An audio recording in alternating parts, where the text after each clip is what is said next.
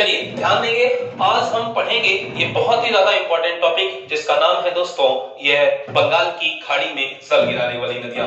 यानी इससे पिछले क्लासेस में हमने पढ़ा है, इसकी वीडियो भी बन चुकी है, आप लोग देख सकते हैं वीडियो में कि हमने भारत की नदियों को दो भागों में बांटकर पढ़ा था। एक तो हिमालय की से निकलने वाली नदियां और दूसरी प्रायद्वीपीय भारत की नदियां। हिमालय से निकलने वाली नदियों में हमने सिंधु नदी तंत्र को देखा, गंगा नदी तंत्र को देखा और ब्रह्मपुत्र नदी तंत्र को भी पढ़ा। इसके बाद प्रायद्वीपीय भारत की पठार की नदियां प्रायद्वीपीय भारत की नदियों में हमने पिछले लेक्चर में पढ़ा था अरब सागर में जल गिराने वाली नदियां। आज का जो टॉपिक है दोस्तों वो है बंगाल की खाड़ी में जल गिराने वाली नदियां। जैसा कि आप व्हाइट बोर्ड में इस डायग्राम के माध्यम से आप देख भी पा रहे होंगे, यह दोस्तों यहाँ पर है हमारे भारत के पूर्व की ओर, यहाँ पर बंगाल की खाड़ी है और ये पूर्वी घाट की ओर बंगाल की खाड़ी है और यहाँ पर आप देख सकते हैं कि यहीं पर ये नदियां जो जल गिराती हैं उन्हीं को आज हमको पढ़ना है। ठीक है, तो एक एक करके हम नदियों का अध्ययन करेंगे और एग्जामिनर किस प्रकार से यहाँ वन लाइनर फैक्ट पूछेगा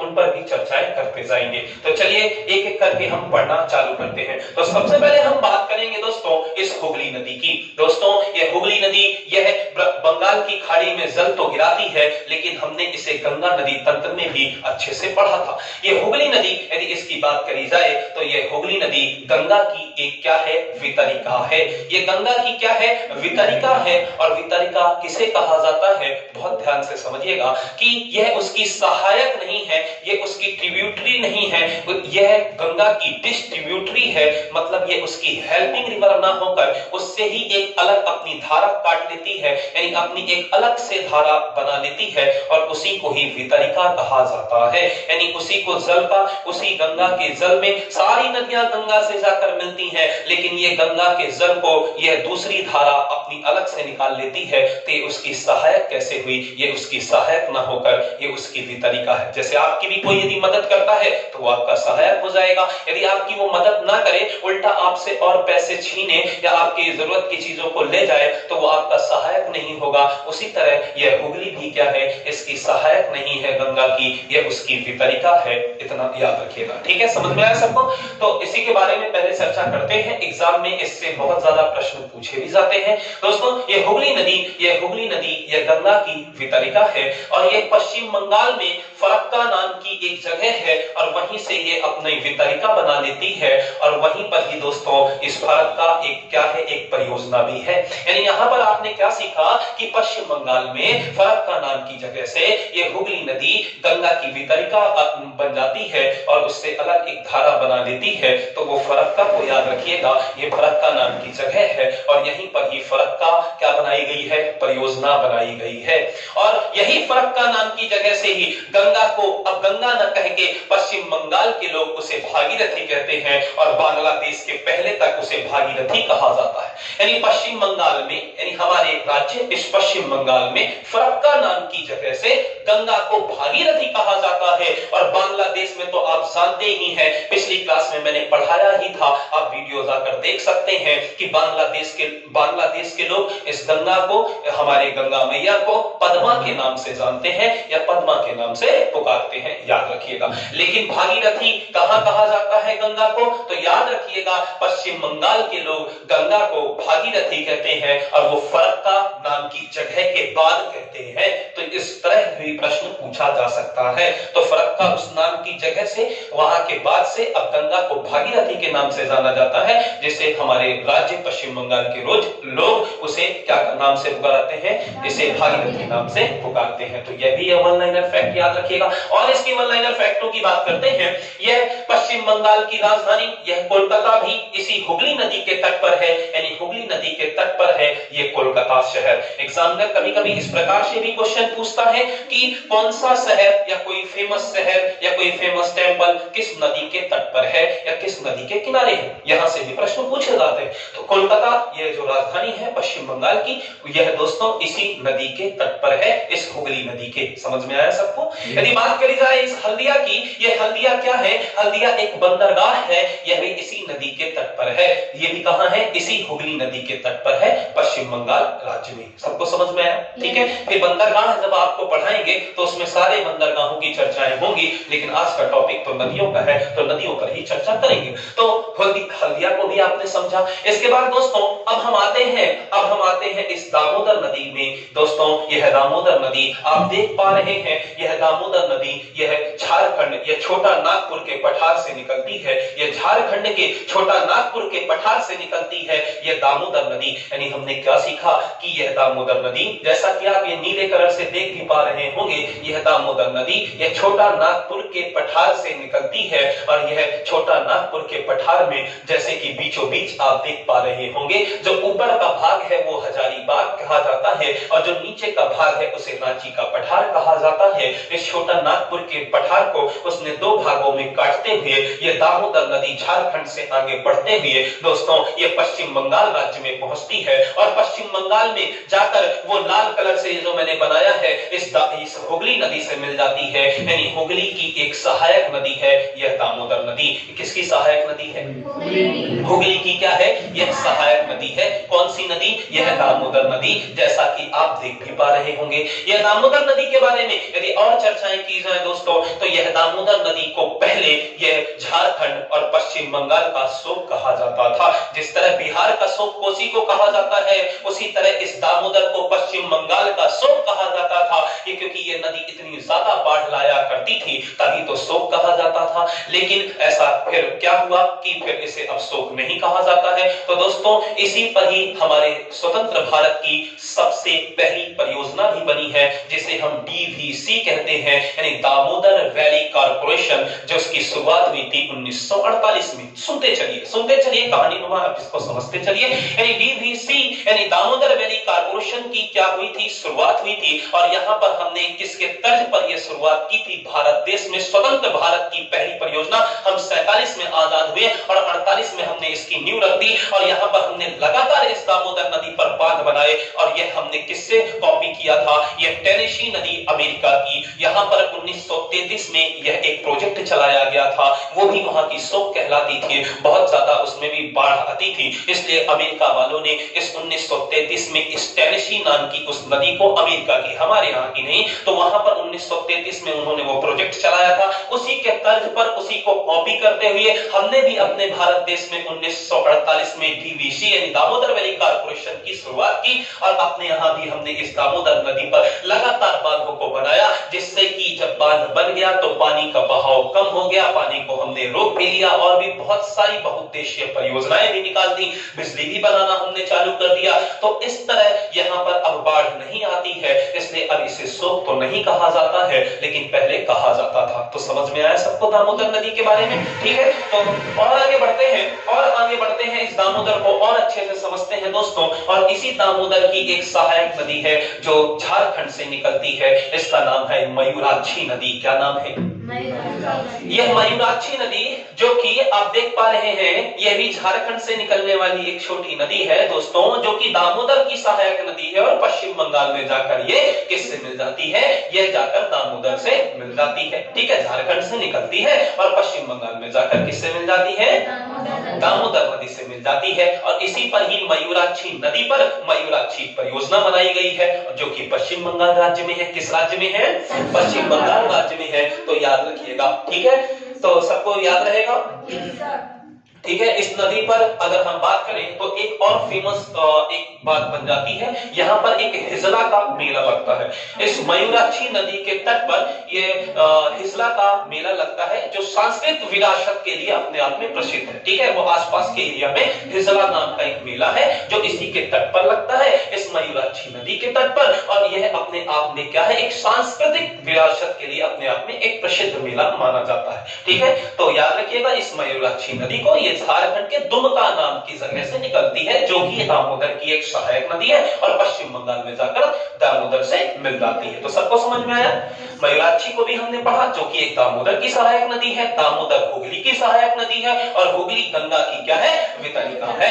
इसके साथ साथ हमने इससे जुड़े वन लाइनर फैक्टरों को भी समझा। ठीक है, और आगे बढ़े, चलिए और आगे बढ़ते हैं। अब हम आते हैं दोस्तों स्वर्णरेखा नदी पर। ठीक है, हमने लाल कलर से इन मेन नदियों को बनाया है, लाल कलर से हमने नाम लिखे हैं, नीले तरह से हम मेन मेन नदियों को बनाया है हमने डायग्राम में। तो स्वर्ण रेखा की यदि बात करी जाए दोस्तों, तो यह स्वर्ण रेखा नदी यह भी झारखंड से निकलती है। जिस तरह दामोदर भी झारखंड से निकल रही थी, उसी तरह यह स्वर्ण रेखा नदी भी यह राज्य के पठार झारखंड से निकलती है और यह स्वर्ण रेखा नदी आगे बढ़ते हुए झारखंड से बढ़ते हुए ये उड़ीसा राज्य में पहुंचती है और उड़ीसा में जाकर ये बंगाल की खाड़ी में मुहाना बना लेती है। यानी आप देख पा रहे हैं यह एक पश्चिम बंगाल राज्य है और दोस्तों उसके बाद उड़ीसा है और उसके बाद आंध्र प्रदेश है और उसके बाद दोस्तों यहाँ तमिलनाडु है। ये सब बंगाल की खाड़ी के तटों के ये राज्य है। ठीक है, यहाँ पर समुद्र है जिसका नाम है बंगाल की खाड़ी और उसी के तटों पर ये राज्य है। पहला पश्चिम बंगाल, यदि ऊपर से चले तो यहाँ पश्चिम बंगाल, फिर आप मैप में देखेंगे। ठीक है, इस मैप में भी आप देख सकते हैं यहाँ पे भारत का मैप लगा है, तो पश्चिम बंगाल है,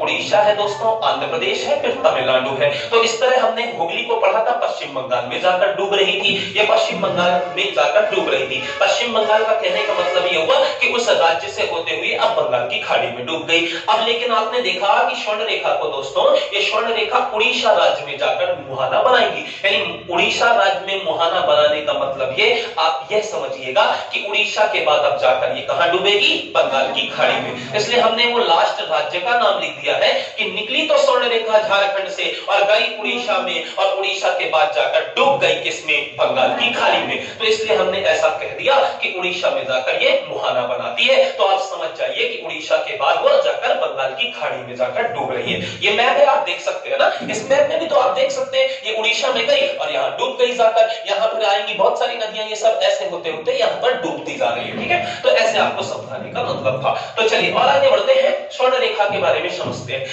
ये जमशेदपुर दोस्तों, यह जमशेदपुर शहर, यहां से क्वेश्चन बन सकता है। ये जमशेदपुर जिसे हम भारत का पिट्सबर्ग भी कहते हैं, जिसे हम भारत की इस्पात नगरी भी कहते हैं, जिसे हम भारत की स्टील नगरी भी कहते हैं, ये जमशेदपुर बहुत ही फेमस जगह है दोस्तों। और यह जमशेदपुर ये झारखंड राज्य में स्थित है और यह इसी नदी, इसी स्वर्ण रेखा नदी के तट पर यह शहर स्थित है। याद रखिएगा, इससे वन लाइनर फैक्ट बन सकता है कि ये जमशेदपुर जिसे हमने कहा ये पिट्सबर्ग भी है भारत का, स्टील नगरी कह लीजिए या इस्पात नगरी कह लीजिए, ये इसी के तट पर बसा हुआ है, इसी स्वर्ण रेखा नदी पर। और स्वर्ण रेखा नदी ये झारखंड से निकलती है और जाकर उड़ीसा में अपना मुहाना बना लेती है। तो सबको समझ में आया? आगे बढ़े दोस्तों, यदि बात करें अब एक वन लाइनर फैक्ट की चर्चा और करते हैं। भारत का रूर कहा जाता है, देखिएगा मैंने यहाँ पे बताना भूल गया, ये भारत का रूर कहा जाता है। ये छोटा नागपुर के पठार को भारत का रूर कहा जाता है। ये बहुत ही अच्छा वन लाइनर फैक्ट यहाँ से बनेगा कि रूर कहते किसे हैं, तो यह जर्मनी का एक जगह है, जर्मनी में जिसे हम रूर नाम से जानते हैं, एक शहर है रूर, और वही उसी के नाम पर हमने, और वो इसलिए फेमस है कि वहां पर कोयला बहुत ज्यादा निकाला जाता है। और दोस्तों दामोदर घाटी पर ही हमारे भारत में भी कोयला बहुत ज्यादा निकाला जाता है। और दामोदर घाटी यानी कहें या दामोदर नदी कहें तो आप देखिएगा इसी छोटा झारखंड से निकलती है। इसलिए आप समझ सकते हैं कि भारत का रूर की जो संज्ञा दी गई है उस छोटे नागपुर के पठार को दी गई है, क्योंकि यहाँ से भी कोयला बहुत ज्यादा निकाला जाता है। और जर्मनी के उस शहर के तर्ज पर हमने इस अपने भारत में पठार को, जिसका नाम है छोटा नागपुर का पठार, और इसे हमने भारत का रूर नाम दिया है। तो आपसे एग्जामिनर यदि पूछे कि कौन सा ऐसा पठार है भारत का जिसे रूर कहा जाता है, तो वो है छोटा नागपुर का पठार। तो सबसे बन जाएगा। ठीक है, आगे बढ़े और आगे बढ़िएगा दोस्तों। और आगे बढ़ते हुए अब हम आते हैं वैतरणी नदी पर। कौन सी नदी?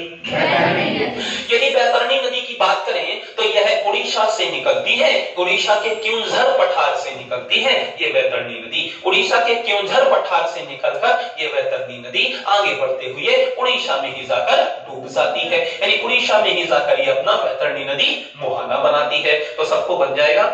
ठीक है, इसमें कोई ज्यादा खास बात नहीं है, इसमें ज्यादा कोई खास बात नहीं है। ये क्योंझर पठार उड़ीसा से निकली और उड़ीसा में ही बगल में जाकर बंगाल की खाड़ी में डूब जाती है। इसमें ऐसी कोई खास बात नहीं है। और आगे बढ़िएगा, अब हम आते हैं दोस्तों ब्राह्मणी नदी में। ये ब्राह्मणी नदी, ब्राह्मणी नदी ये भी झारखंड से निकलती है।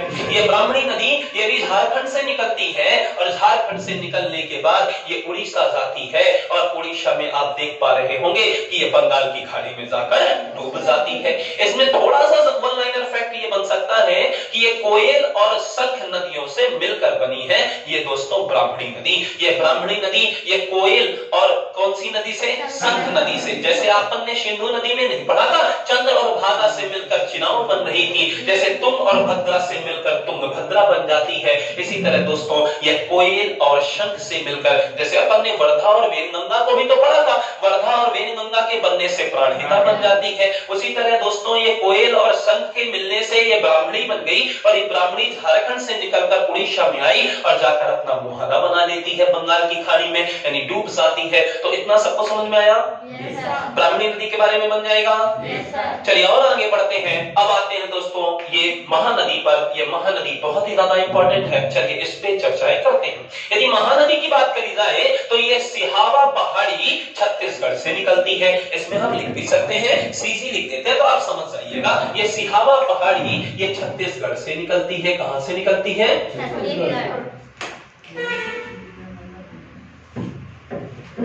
ठीक है, तो ये छत्तीसगढ़ यानी सिहावा पहाड़ी से निकलती है। कभी कभी आप देखेंगे किताबों में लिखा होता है यह अमरकंटक चोटी से भी निकलती है, और कभी कभी ये दंडकारण्य के पठार से भी लिखा होता है कि वहां से भी निकलती है। तो देखिएगा दंडकारण्य के पठार के अंतर्गत ही आती है ये सिहावा की पहाड़ी, और अमरकंटक चोटी भी उसी के अंतर्गत आती है। तो अमरकंटक चोटी भी यदि लिख देगा तब भी सही है, सिहावा पहाड़ी भी लिख देगा तब भी सही है, और दंडकारण्य का पठार यदि लिखा आता है तब भी सही है। तो इन तीनों नामों को आप याद रखिएगा कि चाहे अमरकंटक चोटी हो तब भी सही होगा ये महानदी के बारे में, यह दंडकारण्य का पठार हो तब भी सही होगा इस महानदी के बारे में। और चाहे यदि हम बात करें तो महानदी की, यदि हम और बात करें तो अमरकंटक हो, चाहे दोस्तों हम बात करते हैं कि यदि दंडकारण्य का पठार हो तब भी ये दोनों और तीनों नाम इससे निकलने के लिए सही माने जाएंगे। तो महानदी के बारे में और चर्चा करते हैं दोस्तों। ये महानदी ये छत्तीसगढ़ से होते हुए ये उड़ीसा राज्य में जाती है, और उड़ीसा के बाद ये जाकर कहां चली जाती है? ये जाकर बंगाल की खाड़ी में डूब जाती है। ठीक है, यदि महानदी के बारे में हमने क्या सीखा कि अमरकंटक चोटी हो या सिहावा पहाड़ी हो या दंडकारण्य का पठार हो, ये वहां से निकलते हुए छत्तीसगढ़ से होते हुए ये जाएगी उड़ीसा में, और उड़ीसा के बाद ये जाकर कहां डूब जाती है? पश्चिम बंगाल में नहीं दोस्तों, कहां पर? बंगाल की खाड़ी में। ठीक है, पश्चिम बंगाल नहीं कहेंगे, बंगाल की खाड़ी कहेंगे, ये एक समुद्र का एरिया। ठीक है, चलिए तो बंगाल की खाड़ी में जाकर ये डूब जाती है। सबको समझ में आ रहा है? ठीक है, तो महानदी के बारे में समझा आपने। चलिए इससे और इससे जुड़े वन लाइनर फैक्टों को देखते हैं। तो आपने देखा ये बंगाल की खाड़ी में डूब जाती है। दोस्तों ये महानदी एक बड़ी नदी है, और ये क्या बनाती है? ये डेल्टा भी बनाती है। याद रखिएगा ये डेल्टा भी बनाती है दोस्तों, और इसकी है महानदी डेल्टा भी बनाती है। और यदि हम बात करें ये अपना डेल्टा उड़ीसा के कटक के पास बनाती है। ये उड़ीसा के कटक के पास क्या बनाती है? अपना डेल्टा। ये कटक एक जगह का नाम है, और दोस्तों ये उड़ीसा के कटक के पास अपना डेल्टा बनाती है। और डेल्टा आप जानते ही हैं वह क्षेत्र होता है, नदियां जो अपने साथ मलबा लाती हैं जब उसको फैला देती हैं उसे ही हम डेल्टा कहते हैं। और डेल्टा ये कहां बनाती है? उड़ीसा के कटक के पास। और ये कटक एक बहुत ही ज्यादा फेमस जगह है, क्योंकि ये पता है क्यों फेमस है? ये कटक चावल अनुसंधान केंद्र है, भारत का चावल अनुसंधान केंद्र ये उड़ीसा के कटक में ही स्थित है। तो याद रखिएगा ये चावल अनुसंधान केंद्र भारत का, इसलिए इसे याद रखिएगा इस नाम को। और आगे इसमें समझते हैं, यदि हम बात करें कि महानदी और ब्राह्मणी नदी को उड़ीसा का शोक कहा जाता है। याद रखिएगा इस बात को कि महानदी और ब्राह्मणी को उड़ीसा का शोक कहा जाता है। तो इसको भी आप याद रखिएगा कि महानदी और ब्राह्मणी को उड़ीसा का शोक कहा जाता है। याद रखेंगे इस बात को। पूछा जा सकता है कि उड़ीसा का शोक किसे कहा जाता है? तो ब्राह्मणी को, जैसा कि आपने देखा ये भी उड़ीसा में जाकर अपना मुहाना बनाती है, और महानदी भी एक बड़ी नदी है और ये भी अपना मुहाना बनाती है। और इसमें एक और वन लाइनर फैक्ट अच्छा बन के आएगा कि हमारे देश का सबसे लंबा बांध, लंबे की बात हो रही है, लंबे की बात हो रही है, तो हमारे देश का सबसे लंबा बांध हीराकुंड बांध है, और जिसकी अगर लंबाई की बात करी जाए, लेंथ की बात करी जाए तो 4801 मीटर है, और वो इसी महानदी पर बना है और इसी उड़ीसा राज्य में बना है। तो याद रखिएगा इस महानदी को भी, ठीक है, इस हीराकुंड बांध को भी, सबसे बन जाएगा। चलिए और आगे बढ़े, चलिए और आगे बढ़ते हैं। अब हम आते हैं दोस्तों इस गोदावरी नदी पर किस पे आएंगे? कौन सी नदी आएंगे अब? यह गोदावरी नदी, ध्यान दीजिएगा इधर, ये गोदावरी नदी को हम पढ़ते हैं और यह गोदावरी नदी त्र्यंबकेश्वर पहाड़ी, यह महाराष्ट्र के ये पश्चिमी घाट पर्वत पर स्थित यह त्र्यंबकेश्वर पहाड़ी से निकलती है ये गोदावरी नदी। कौन सी नदी? गोदावरी। बोलते रहेंगे, ठीक है। तो कौन सी नदी हम पढ़ रहे हैं? गोदावरी। ये कौन से पहाड़ी से निकलती है? त्र्यंबकेश्वर। और ये किस राज्य में स्थित है? महाराष्ट्र राज्य में स्थित है ये दोस्तों, यह त्र्यंबकेश्वर पहाड़ी, ठीक है। और जब ये नदी यहाँ से निकलती है, जब ये नदी यहाँ से निकलती है तो आप ध्यान दीजिएगा कि नासिक, यह नासिक शहर बहुत ही फेमस शहर ये महाराष्ट्र का, ये नासिक ये इसी के तट पर है। ये नासिक शहर इसी नासिक के पास से निकलती है ये त्र्यंबकेश्वर पहाड़ी से। और नासिक शहर यह दोस्तों ये फेमस है और ये कहां पर स्थित है? ये इसी नदी के तट पर स्थित है, इसी गोदावरी के। और आगे बढ़े, यदि गोदावरी की बात करी जाए तो दोस्तों यह गोदावरी महाराष्ट्र से निकलेगी, ठीक है, त्र्यंबकेश्वर पहाड़ी से निकलेगी, फिर ये छत्तीसगढ़ जाएगी, फिर उसके बाद ये तेलंगाना जाएगी, उसके बाद ये आंध्र प्रदेश जाएगी और आंध्र प्रदेश में जाकर ये राजमुंद्री के पास डेल्टा बनाते हुए जाकर ये बंगाल की खाड़ी में डूब जाती है। तो इतनी बातें सबको समझ में आई? ठीक है, चलिए गोदावरी के बारे में और समझते हैं कि कैसे इससे वन लाइनर फैक्ट एग्जामिनर पूछेगा। दोस्तों इस गोदावरी नदी को यह दक्षिण की गंगा कहा जाता है। बहुत ध्यान से समझने की कोशिश करिएगा, यहां से एग्जामिनर आपको फंसा लेगा, शब्दों को थोड़ा सा ध्यान दीजिएगा। इसे दक्षिण की गंगा कहा जाता है। देखिएगा इसे क्या कहा जाता है? दक्षिणी गंगा कहा जाता है। यदि आपसे एग्जामिनर पूछ ले कि दक्षिणी गंगा किसे कहा जाता है, दक्षिणी गंगा किसे कहा जाता है, या एग्जामिनर पूछ ले कि दक्षिण भारत की गंगा किसे कहा जाता है, तो आप याद रखिएगा ये मैंने 3 शब्द लिखे हैं, बहुत ध्यान से समझने की कोशिश करिएगा। एक तो दक्षिण की गंगा, दूसरा एग्जामिनर क्वेश्चन पूछेगा दक्षिणी गंगा किसे कहा जाता है, और तीसरा एग्जामिनर क्वेश्चन पूछ लेगा कि दक्षिण भारत की गंगा किसे कहा जाता है। तो बहुत ध्यान से समझने की कोशिश करिएगा। यदि एग्जामिनर पूछे कि दक्षिण की गंगा किसे कहा जाता है तो आंसर होगा गोदावरी।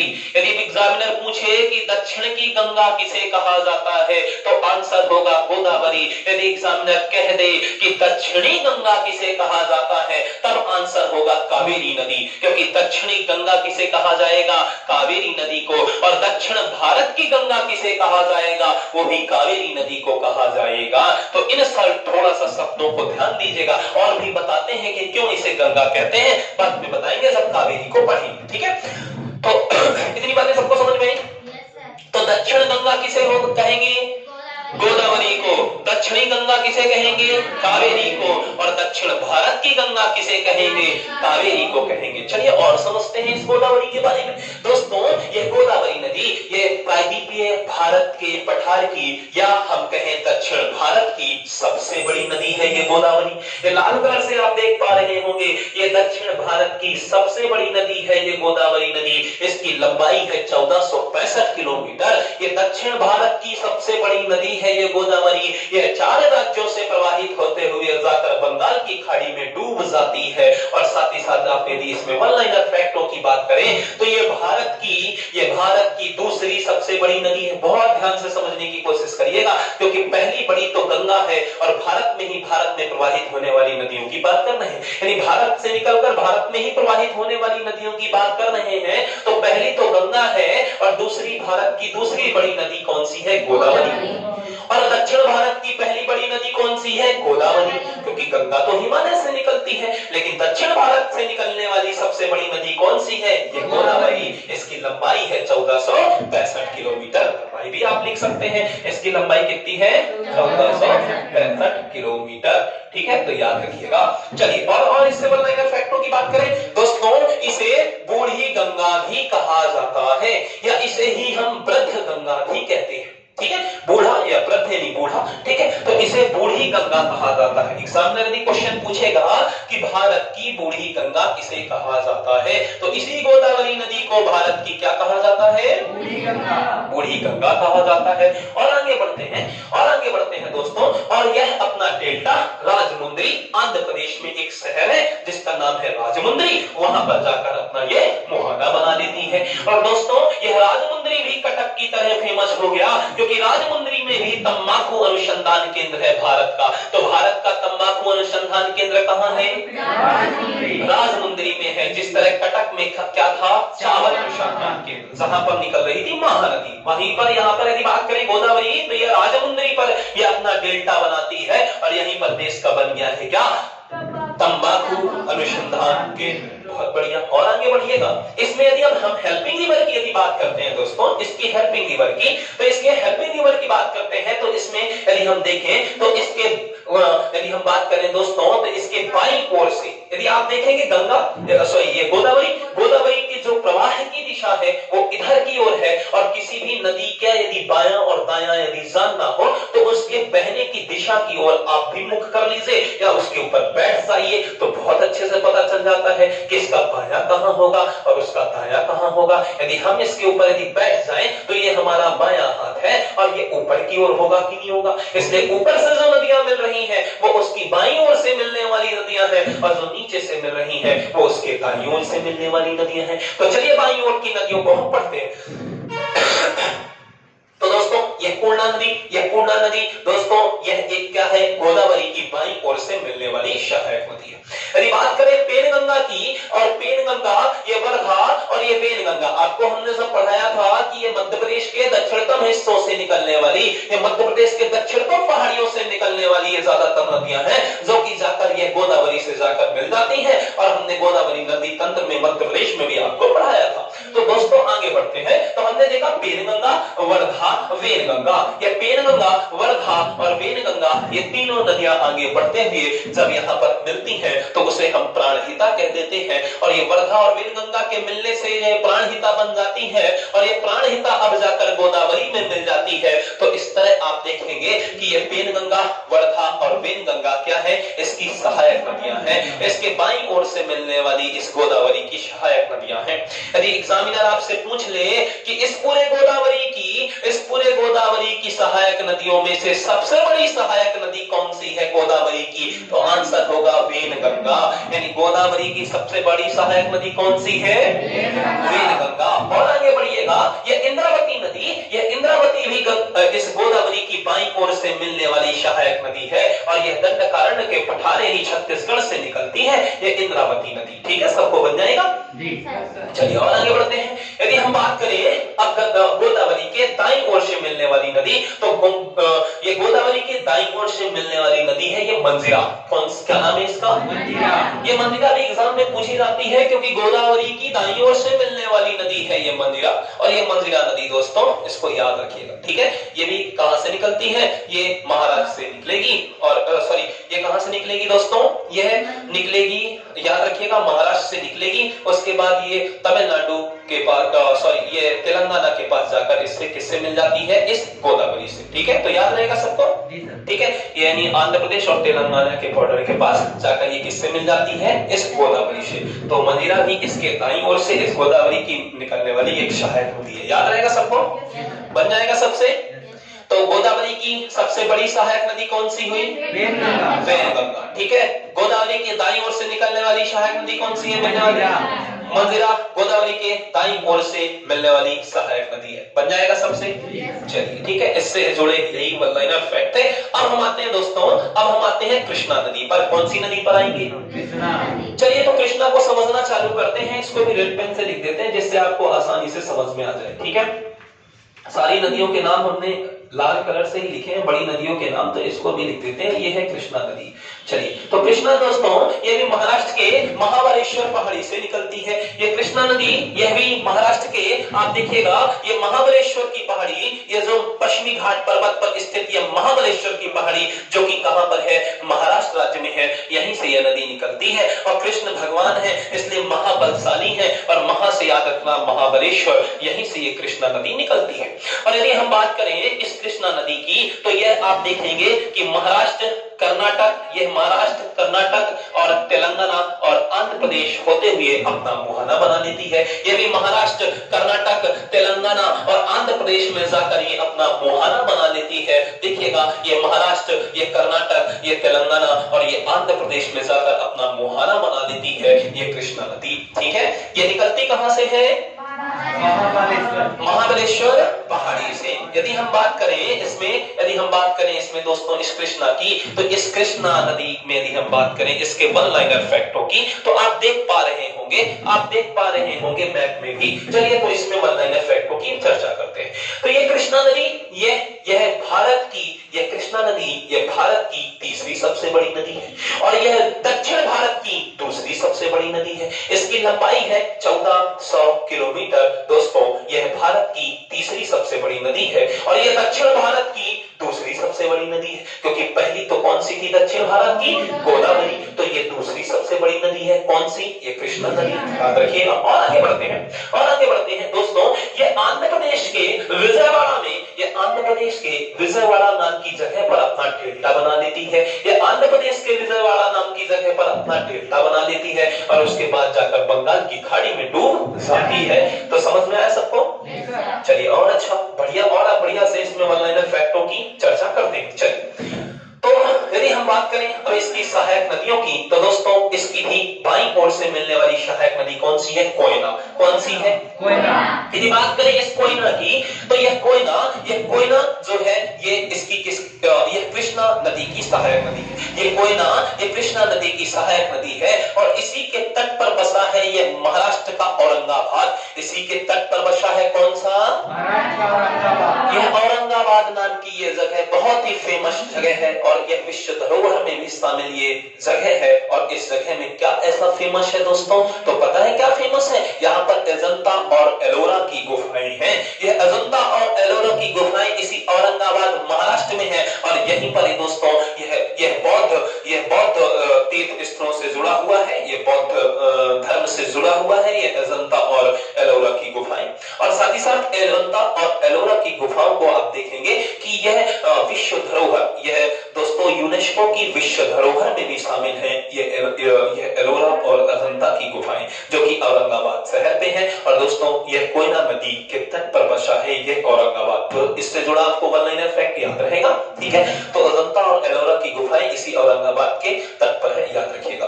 यदि बात करें अब भीमा की, तो दोस्तों यह पंढरपुर, यह महाराष्ट्र का एक शहर है जिसका नाम है पंढरपुर। वो भी इसी भीमा नदी के तट पर है। भीमा नदी के तट पर कौन सा शहर है महाराष्ट्र का?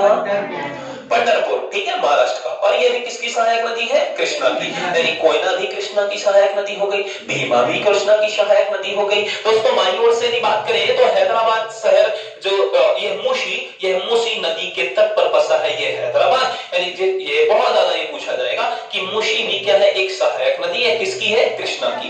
मूसी किसकी सहायक नदी है? कृष्णा की। और इसी मूसी नदी के तट पर कौन सा शहर है? हैदराबाद। ठीक है, याद रहेगा। ये हैदराबाद नाम का शहर ये दोस्तों ये मूसी नदी के तट पर है जो कि कृष्णा की एक सहायक नदी है। सबसे बन जाएगा। अब हम कृष्णा की दाईं ओर से मिलने वाली सहायक नदियों को पढ़ें। तो चलिए कृष्णा की दाईं ओर से मिलने वाली सहायक नदियों की यदि हम बात करें तो दाईं ओर से बहुत सारी इसकी हेल्पिंग रिवर मिल रही है, जैसा कि आप व्हाइट बोर्ड में देख भी पा रहे होंगे कि दूध गंगा, पंचगंगा, घाट प्रभा और माल प्रभा ये इसके कृष्णा के दाईं ओर से मिलने वाली नदियां हैं, जैसा कि आप देख पा रहे हैं। पहली कौन सी? दूध गंगा। दूसरी कौन सी? पंचगंगा। तीसरी कौन सी? घाट प्रभा।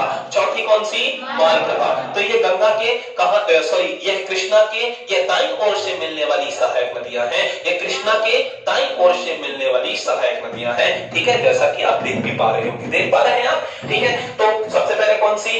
दूध गंगा। दूसरी? पंचगंगा। तीसरी? घाट प्रभा। चौथी? माल प्रभा। ठीक है, और आगे बढ़ते हैं। यदि हम बात करें दोस्तों अब तुंगभद्रा की, तो यह भी कृष्णा के दाईं ओर से मिलने वाली नदी है तुंगभद्रा। तुंग और भद्रा नाम यह बाबा बुदन की पहाड़ी कर्नाटक राज्य में है। आपको इससे पहले हमने पहाड़ियों में पढ़ाया था। ठीक है, तो ये बाबा बुदन की पहाड़ी जो कर्नाटक राज्य में है यहीं से निकलती है तुंग और भद्रा नाम की दो नदियां और आगे जाकर ये मिल जाती हैं किससे? यह जब आपस में जब नदियां मिल जाती हैं तो ये तुंगभद्रा कहलाती है। और यही तुंगभद्रा अब जाकर किससे मिल जाएगी? इस कृष्णा से मिल जाएगी और ये कृष्णा की ये दाईं ओर से मिलने वाली ये सहायक नदी हो जाती है। और ये तुंगभद्रा कृष्णा की सबसे बड़ी सहायक नदी है। जिस तरह गोदावरी की सबसे बड़ी सहायक नदी वेदगंगा थी, उसी तरह कृष्णा की सबसे बड़ी सहायक नदी है तुंगभद्रा है। ये तुंग और भद्रा नाम से आगे बढ़ते हुए दोस्तों ये जब आपस में मिलती है तो तुंगभद्रा कहलाती है, और यह जाकर किससे मिल जाती है, यह जाकर कृष्णा से मिल जाती है, यानी कृष्णा की ये सहायक नदी है। और तुंगभद्रा का इस तट पर कुरनूल शहर स्थित है। ये कुरनूल यह फेमस शहर ये दोस्तों ये तुंगभद्रा की नदी के तट पर स्थित है। इसको भी आप याद रखिएगा, याद रहेगा सबको। चलिए यदि बात करी जाए इसी कृष्णा नदी पर, तो कृष्णा नदी पर अलमाटी बांध भी बना है, और दोस्तों कृष्णा नदी पर नागा अर्जुन फेमस ये बांध भी बना है। ठीक है, ये नागा अर्जुन दोस्तों ये तेलंगाना और आंध्र प्रदेश के बॉर्डर पर बना ये नागा अर्जुन बांध, ये कहां है दोस्तों, ये तेलंगाना और यह दोस्तों आंध्र प्रदेश के बॉर्डर पर बना। क्योंकि तेलंगाना और आंध्र प्रदेश का विभाजन हो गया, तो थोड़ा सा यहाँ पर बाउंड्री को लेकर अभी क्या रहता है कि अपन को क्लियर नहीं रहता। ठीक है, तो थोड़ा सा उस पर आप ध्यान दीजिएगा कि यह नागा अर्जुन डैम जो है ये तेलंगाना और दोस्तों किस पे बना है, आंध्र प्रदेश के बाउंड्री पर बना है, और यह नागा अर्जुन ये कृष्णा नदी पर बना है। याद रखिएगा कौन सी नदी पर, कृष्णा नदी पर। क्योंकि नागा अर्जुन जब अर्जुन आए हैं तो कृष्ण भी आएंगे, इसलिए अर्जुन से याद रखना नागा अर्जुन डैम को। और जब कृष्ण भी आएंगे, जब अर्जुन का नाम आएगा तो कृष्ण आएंगे कि नहीं आएंगे, तो कृष्णा नदी पर कृष्ण से कृष्णा नदी याद रखना, और आंध्र प्रदेश और तेलंगाना के बॉर्डर पर बना है ये नागा अर्जुन डैम। याद रहेगा सबको, ठीक है, याद रहेगा सबको। आगे बढ़ते हैं, अलमाटी, ये भी अलमाटी एक बांध है, ये अलमाटी है, और माटी में कौन खेला था, कृष्ण खेले थे, इसलिए कृष्ण से याद रखना कृष्णा नदी को। और ये कर्नाटक में बना है, और ये अलमाटी को याद रखिएगा, ये कृष्णा नदी पर यह बना है कर्नाटक राज्य में। और नाटक तो करते थे कृष्ण भगवान की नहीं करते थे, ठीक है, तो इसलिए कृष्ण भगवान याद रखिएगा, कृष्णा नदी, और नाटक से कर्नाटक याद रखिएगा। आपको परियोजनाएं पढ़ाएंगे, सारा कुछ याद करा देंगे, एकदम चिंता मत करिए, इसके बाद वाला हम परियोजनाओं पर ही चर्चा करेंगे। ठीक है, और आगे बढ़ते हैं। चलिए दोस्तों, इस कृष्णा और इस गोदावरी नदी को नदी जोड़ो परियोजना के तहत, यह नदी जोड़ो परियोजना के तहत इस गोदावरी और कृष्णा को जोड़ा भी गया है। याद रखिएगा, इस नदी जोड़ो परियोजना के तहत, यह नदी जोड़ो परियोजना जो कि 2005 में हमारे मध्य प्रदेश में सबसे पहले इसकी शुरुआत हुई थी, जो केरवेत वाली परियोजना, इसे अमृत, इसे क्या कहा जाता है कि इसे अमृत क्रांति भी कहा जाता है। जैसे हरित क्रांति होती है, जैसे भूरी क्रांति होती है, जैसे नीली क्रांति होती है, उसी तरह नदियों को जोड़ने वाले इस काम को क्या कहा जाता है, अमृत क्रांति नाम दिया गया है। ये अमृत क्रांति के नाम से जानी जाने वाली ये नदी जोड़ो लिंक परियोजना, मतलब क्रांति, अमृत क्रांति का मतलब ज्यादा नदियों को आपस में जोड़ेंगे, वो सब अमृत क्रांति के अंदर आएंगी। और यहाँ पर भी हमने नदियों को जोड़ दिया ना, हमने जोड़ दिया इस गोदावरी बड़ी नदी को और कृष्णा बड़ी नदी को। तो आसपास बहुउद्देशीय परियोजनाएं चलाकर सिंचाई के लिए और घर गांव में पानी पहुंचाकर, जहां पे भी सूखा होगा वहां पर बढ़िया से इसमें पानी पहुंचा दिया जाएगा इस माध्यम से। तो ये बहुत अच्छी पहल है हमारे सरकार की और देश के लिए भी, लोगों के लिए भी। ठीक है, तो याद रखिएगा। इसके बाद ये दोस्तों ये कृष्णा नदी आंध्र प्रदेश में जाकर बंगाल की खाड़ी में डूब जाती है। इतना सबको समझ में आया? बन जाएगा सबसे अभी। चलिए और आगे बढ़े, और आगे बढ़ते हैं। अब आते हैं हम पेन्नार नदी पर। कौन सी नदी पे?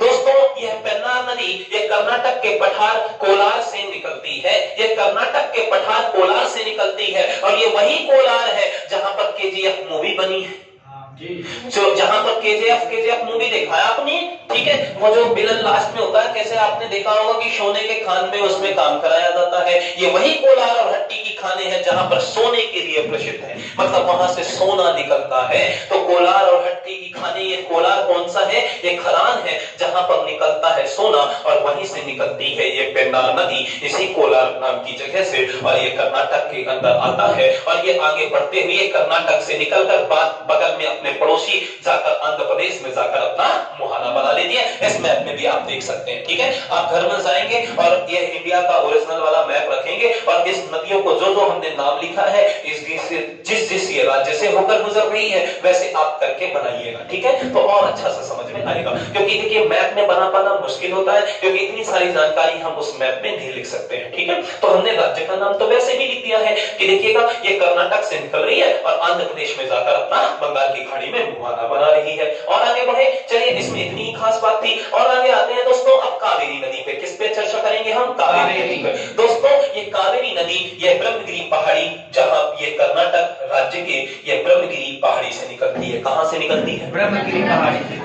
यह कर्नाटक राज्य के ब्रह्मगिरी पहाड़ी से निकलती है और जिले का नाम है कुर्ग जिला। यह कुर्ग जिला कर्नाटक के ब्रह्मगिरी पहाड़ी से निकलती है। यह कर्नाटक और तमिलनाडु में होते हुए जाकर अपना फिर तमिलनाडु में मुहाना बना देती है। देखिएगा इस कावेरी नदी को, और इस कावेरी नदी पर है दोस्तों यह शिव समुद्रम परियोजना। कौन सी परियोजना?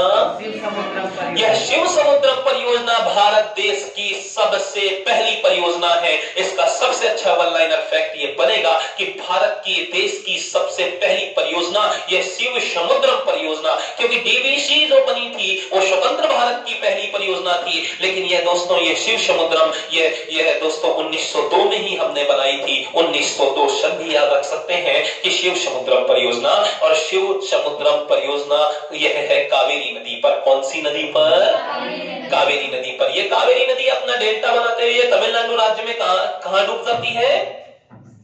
तमिलनाडु राज्य में, यानी तमिलनाडु में जाकर ये बंगाल की खाड़ी में डूब जाती है, जैसा कि आप मैप में देख भी पा रहे होंगे। दोस्तों इस शिव समुद्रम यह परियोजना को याद रखिएगा, ये देश की पहली परियोजना है जो 1902 में बनी थी। और शिव से कोई बैर कर सकता है क्या भला? नहीं तो तीसरी आंख नहीं खोल देंगे वो। तो बैर से बैरी यानी कावेरी याद रखना, यानी शिव से कोई बैर न करना, और बैर से कावेरी याद रखना, बैर से कावेरी, ठीक है, याद रखना, और बैर मत करना, इसलिए शिव समुद्रम है कावेरी नदी पर, याद रखिएगा। ये कर्नाटक और तमिलनाडु में होते हुए कहां चली जाएगी? बंगाल की खाड़ी में डूब जाती है और तमिलनाडु राज्य होते हुए, ठीक है। और इसे सदाबहार नदी कहा जाता है, या इसे ही सदा नीर नदी कहा जाता है, या इसे ही वर्षा वाहिनी नदी कहा जाता है, या जो भी नाम लेना है ले लीजिए, ये बस सदाबहार नदी है। और इसी को ही तो दक्षिण भारत की या दक्षिण भारत की गंगा कहा जाता है दोस्तों, ठीक है, यानी दक्षिणी, ऐसे बोलेंगे दक्षिणी गंगा या दक्षिण भारत की गंगा कहा जाता है, ठीक है। इसे ही दक्षिणी गंगा या दक्षिण भारत की गंगा कहा जाता है। इस कावेरी नदी को ये सदाबहार नदी है। और आप पूछेंगे नहीं कि सर ये सदाबहार क्यों है, ठीक है, क्योंकि सदाबहार इसलिए इसे कहा गया कि इसको 12मासी नदी कहा जाता है कि 12 महीना इसमें पानी का स्तर, जल का स्तर बहुत अच्छा रहता है। और भला ऐसा क्यों रहता है? क्योंकि प्रायद्वीपीय भारत की जितनी भी नदियां हैं ये सब की सब कैसी हैं? ये वर्षा पर डिपेंड करती हैं, क्योंकि जब पानी बरसा तो हम अच्छा बहेंगे और ना बरसा तो हम सूख जाएंगे। क्योंकि हिमालय की नदियां तो अलग थी, क्योंकि वहां पर ग्लेशियर से भी जल आ रहा था, लेकिन ये प्रायद्वीपीय भारत की नदियां, जैसे आप अपने घर गांव में भी देख लीजिए, आप भी तो प्रायद्वीपीय भारत के पठार में रहने वाले लोग हैं, और यहाँ पर आप देख लीजिए कि गर्मी के समय में कैसे नदियां सूख जाया करती हैं। लेकिन ये सदाबहार है कावेरी, और इसलिए ऐसा है कि इसके जल के दो स्रोत है। एक तो ये कैसे, इसके दो स्रोत, एक तो दक्षिण पश्चिम मानसूनी हवाओं की वजह से यहाँ पर अच्छी वर्षा हो जाती है, जिससे इसमें जल का स्तर अच्छा हो जाता है। दूसरा दोस्तों याद करिए, जब मैं भारत का मानसून आपको पढ़ाया था, वीडियो भी इसकी पड़ी हुई है, आप देख सकते हैं यूट्यूब में जाकर। तो जब आपने पढ़ा था कि जो उत्तर पूर्वी मानसूनी हवाएं थी जो भारत में वर्षा ठंडी के समय में कराती थी, शीत के समय में कराती थी, जो कि वो उत्तर पूर्वी मानसूनी हवाएं ये तमिलनाडु के कोरोमंडल तट में टकराती थी। और भारत में एकमात्र वो जगह थी तमिलनाडु जहां पर कोरोमंडल तट था, और जब कोरोमंडल तट तमिलनाडु का, जहां पर उत्तर पूर्वी मानसूनी हवाएं वर्षा कराती थी, और यहीं पर वो वर्षा कराती हैं, इसी कावेरी नदी पर। दोस्तों जब वर्षा होती है तो फिर से कावेरी नदी का जल का स्तर अच्छा हो जाता है। यानी हमने क्या सीखा कि यह सदाबहार इसलिए है, यह 12मासी नदी इसलिए है क्योंकि यहाँ पर वर्षा के दो स्रोत हैं, एक तो दक्षिण पश्चिम मानसूनी हवाएं और दूसरा उत्तर पूर्वी मानसूनी हवाएं, जो कि ठंडी के समय में वर्षा कराती हैं, और यही बंगाल की खाड़ी से होते हुए सीधे यहाँ पर तमिलनाडु के कोरोमंडल तट पर टकराती हैं, जिससे फिर से अच्छा पानी आ जाता है उस कावेरी नदी में। इसलिए इसे सदाबहार या इसे 12मासी या वर्षा पर्यंत नदी हम कहते हैं। मतलब 12 महीना वर्षा इसमें अच्छी, जल का स्तर इसमें अच्छा बना रहता है। तो सबको याद रहेगा? चलिए बहुत अच्छा।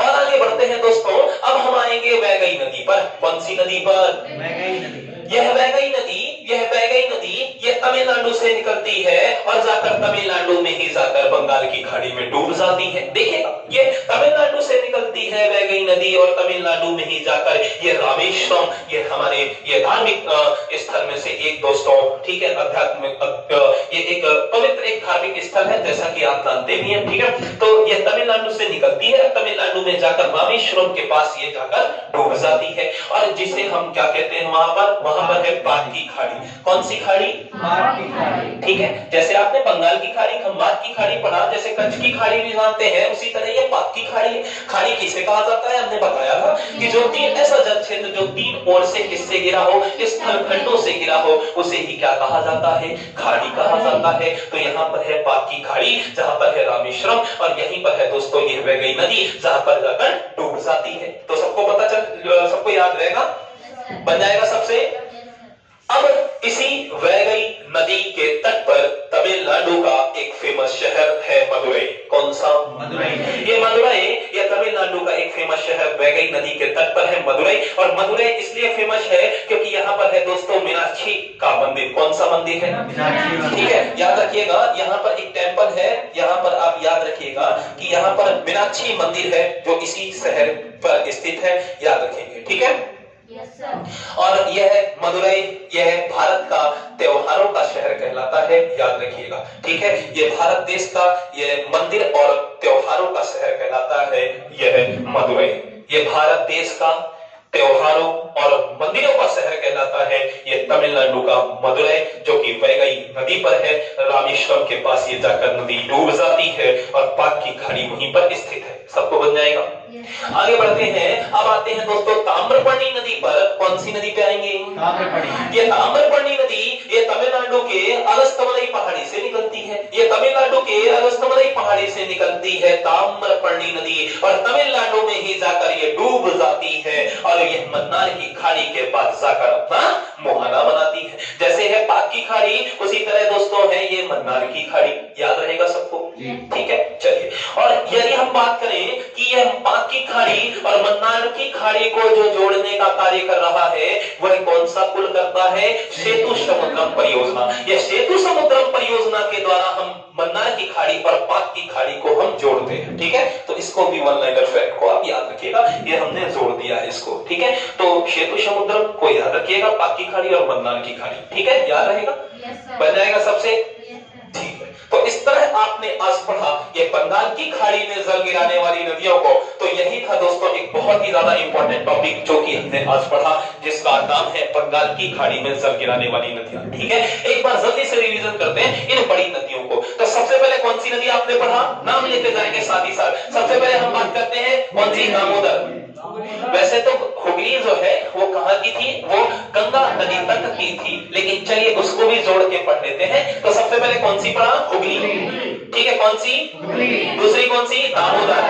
तीसरी स्वर्णरेखा। चौथी पांचवी, छठवीं, सातवीं, आठवीं, नौवीं, 10वीं, 11वीं, 12वीं।